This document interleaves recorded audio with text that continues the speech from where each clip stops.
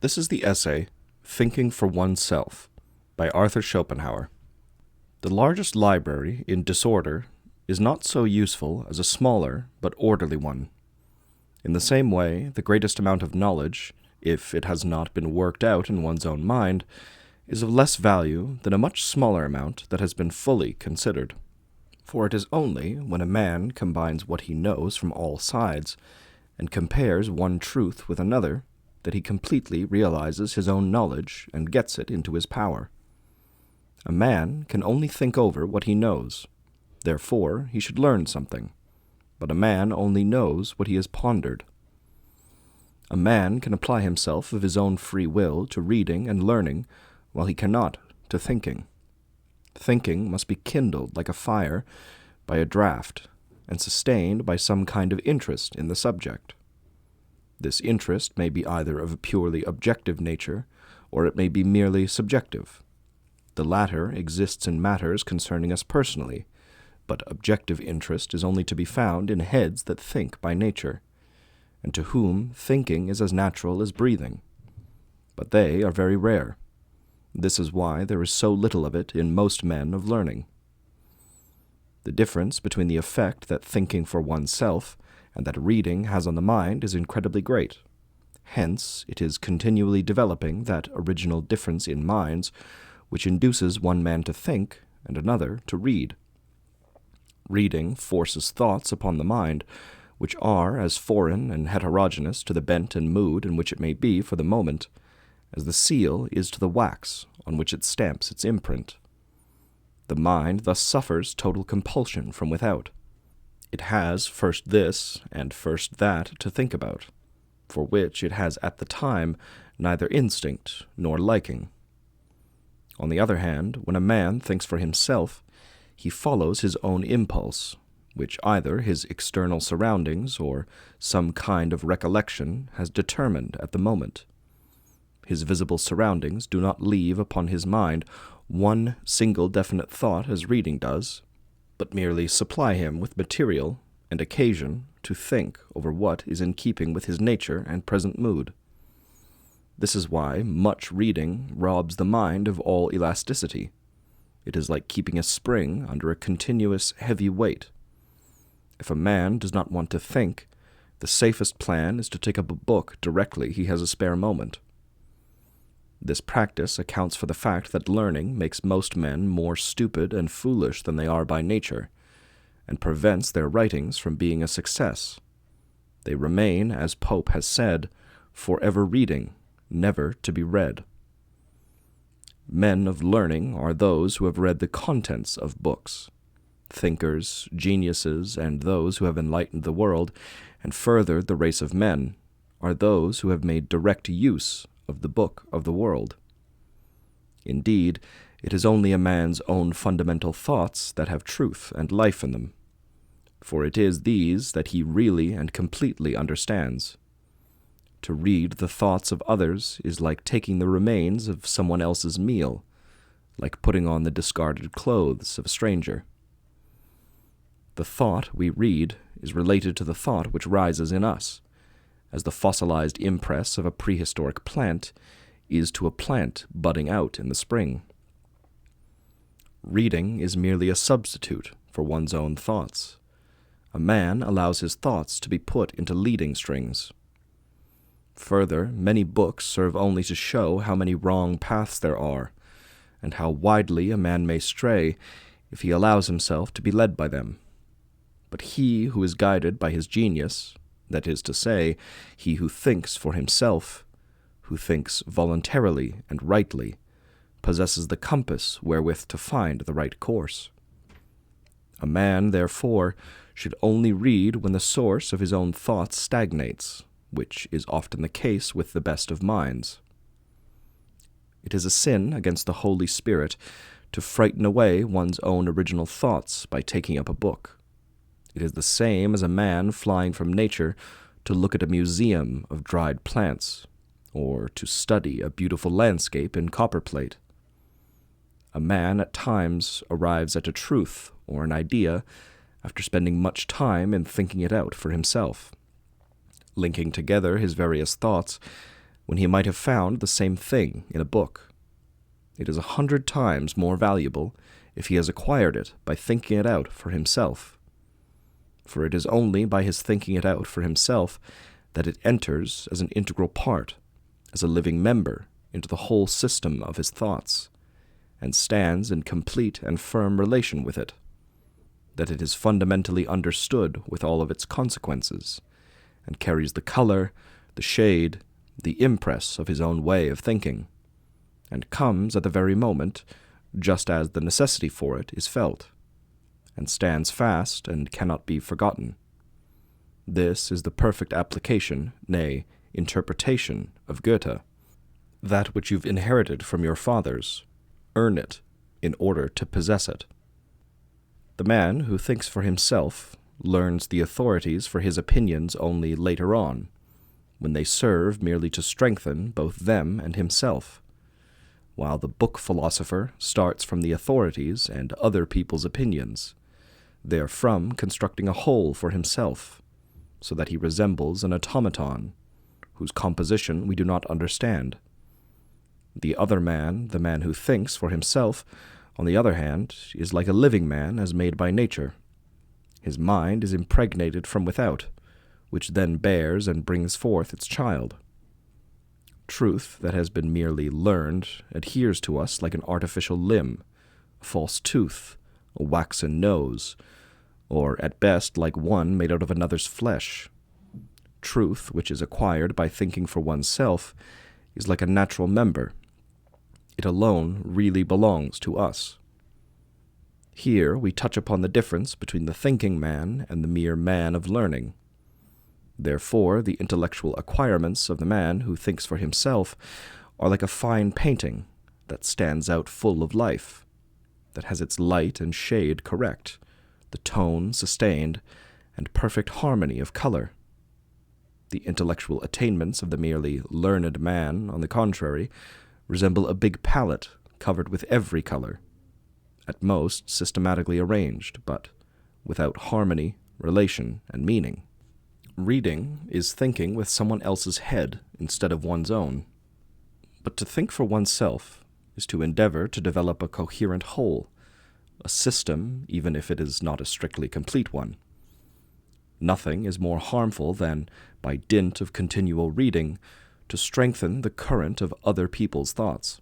These thoughts, springing from different minds, belonging to different systems, bearing different colors, never flow together of themselves into a unity of thought, knowledge, insight, or conviction, but rather cram the head with a Babylonian confusion of tongues. Consequently, the mind becomes overcharged with them, and is deprived of all clear insight and almost disorganized.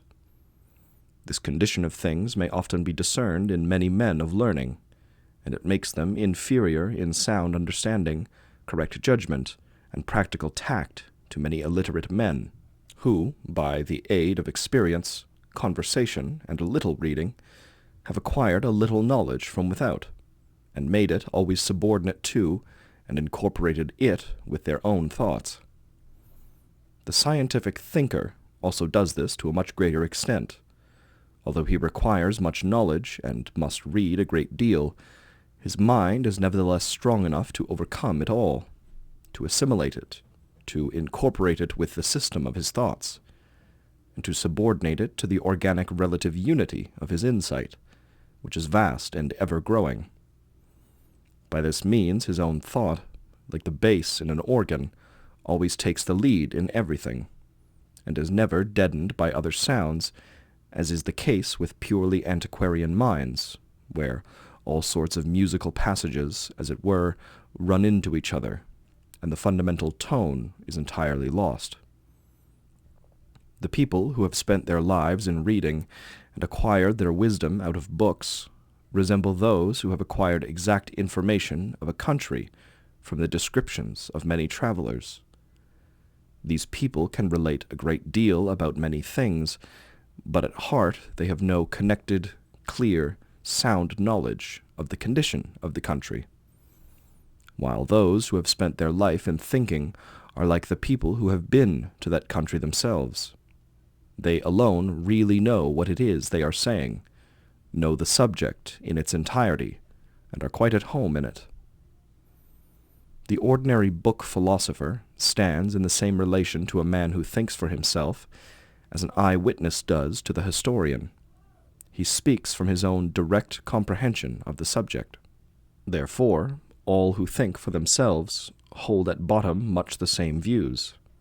When they differ, it is because they hold different points of view, but when these do not alter the matter, they all say the same thing. They merely express what they have grasped from an objective point of view.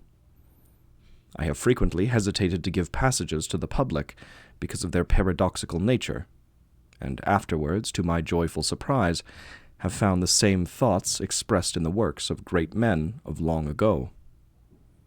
The book philosopher, on the other hand, relates what one man has said and another man meant, and what a third has objected to, and so on. He compares, weighs, criticizes, and endeavors to get at the truth of the thing, and in this way resembles the critical historian. For instance, he will try to find out whether Leibniz was not for some time in his life a follower of Spinoza, etc. The curious student will find striking examples of what I mean in Herbart's analytical elucidation of morality and natural right, and in his Letters on Freedom. It surprises us that such a man should give himself so much trouble, for it is evident that if he had fixed his attention on the matter, he would soon have attained his object by thinking a little for himself. But there is a small difficulty to overcome. A thing of this kind does not depend upon our own will. One can sit down at any time and read, but not think. It is with thoughts as with men. We cannot always summon them at pleasure, but must wait until they come. Thought about a subject must come of its own accord, by a happy and harmonious union of external motive with mental temper and application. And it is precisely that which never seems to come to these people.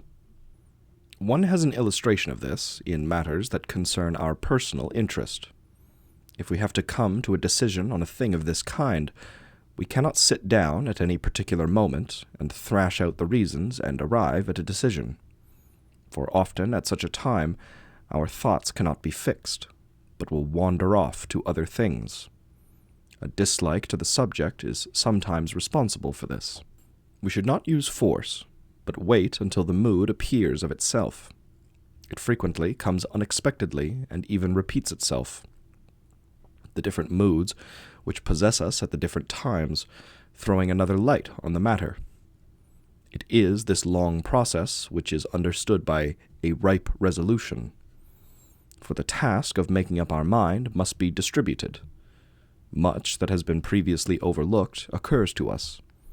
The aversion also disappears, for, after examining the matter closer, it seems much more tolerable than it was at first sight. And in theory, it is just the same. A man must wait for the right moment.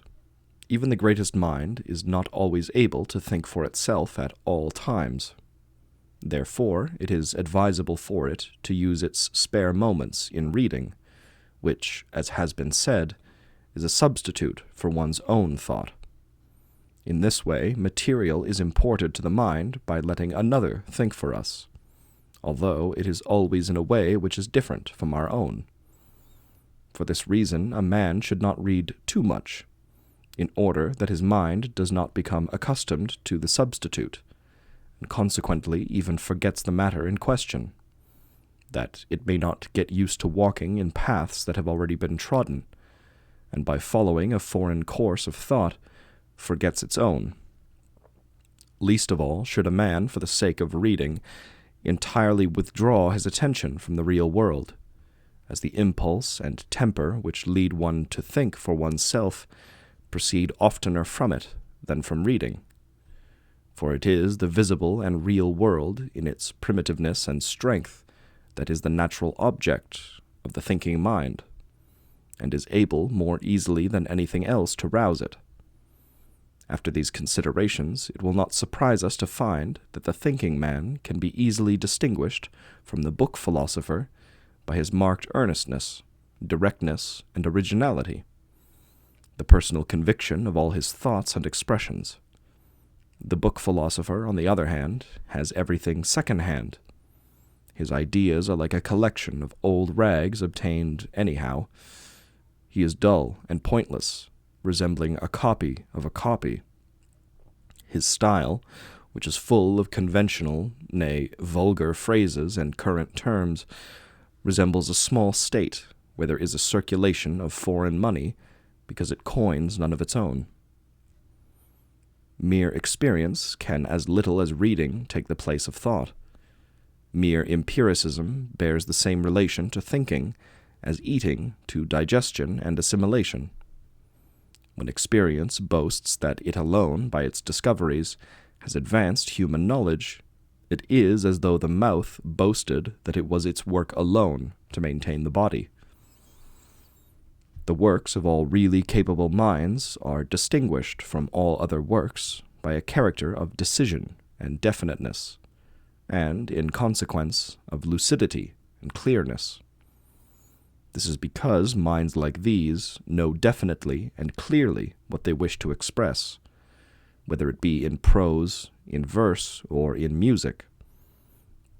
Other minds are wanting in this decision and clearness, and therefore may be instantly recognized. The characteristic sign of a mind of the highest standard is the directness of its judgment. Everything it utters is the result of thinking for itself. This is shown everywhere in the way it gives expression to its thoughts. Therefore it is, like a prince, an imperial director in the realm of intellect.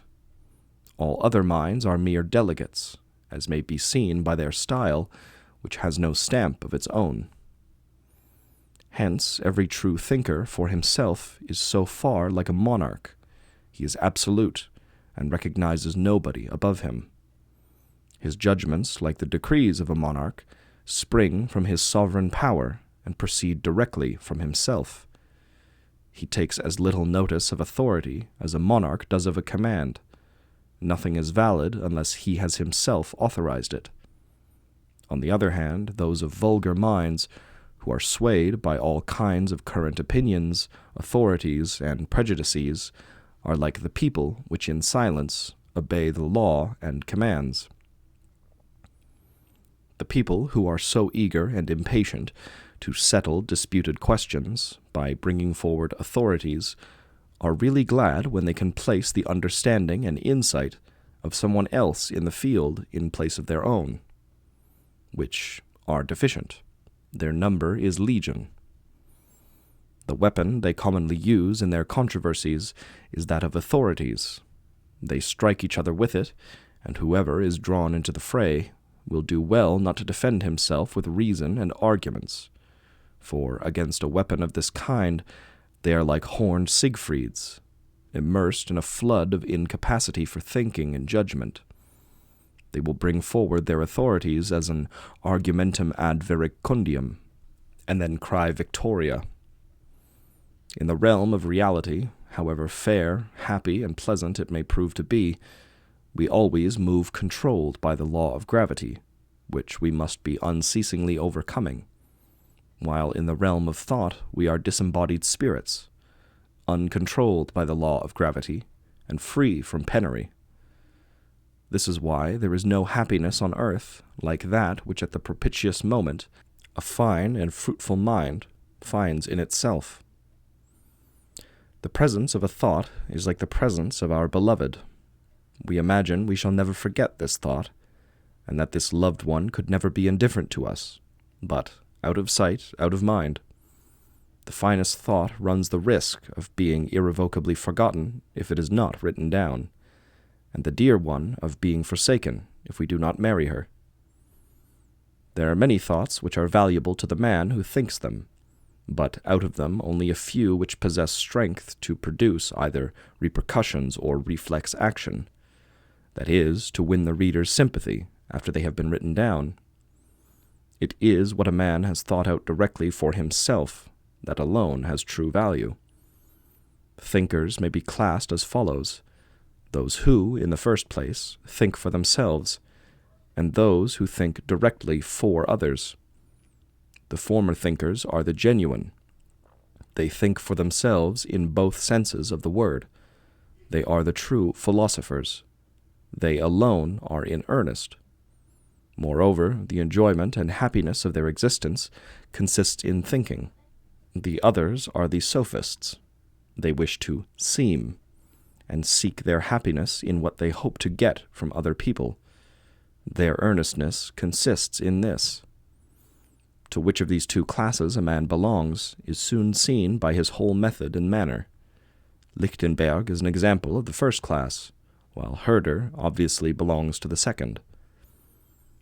When one considers how great and how close to us the problem of existence is, this equivocal, tormented, fleeting, dreamlike existence, so great and so close that, as soon as one perceives it, it overshadows and conceals all other problems and aims, and when one sees how all men, with a very few and rare exceptions, are not clearly conscious of the problem, nay, do not even seem to see it, but trouble themselves about everything else rather than this, and live on taking thought only for the present day and the scarcely longer span of their own personal future, while they either expressly give up the problem or are ready to agree with it by the aid of some system of popular metaphysics, and are satisfied with this. When one, I say, reflects upon this, so may one be of the opinion that man is a thinking being only in a very remote sense, and not feel any special surprise at any trait of thoughtlessness or folly, but know, rather, that the intellectual outlook of the normal man indeed surpasses that of the brute, whose whole existence resembles a continual present, without any consciousness of the future or the past, but, however, not to such an extent as one is wont to suppose. And corresponding to this, we find in the conversation of most men that their thoughts are cut up as small as chaff, making it impossible for them to spin out the thread of their discourse to any length. If this world were peopled by really thinking beings, noise of every kind would not be so universally tolerated, as indeed the most horrible and aimless form of it is. If nature had intended man to think, she would not have given him ears, or, at any rate, she would have furnished them with airtight flaps like the bat, which for this reason is to be envied. But, in truth, man is like the rest, a poor animal, whose powers are calculated only to maintain him during his existence. Therefore he requires to have his ears always open, to announce of themselves, by night as by day, the approach of the pursuer.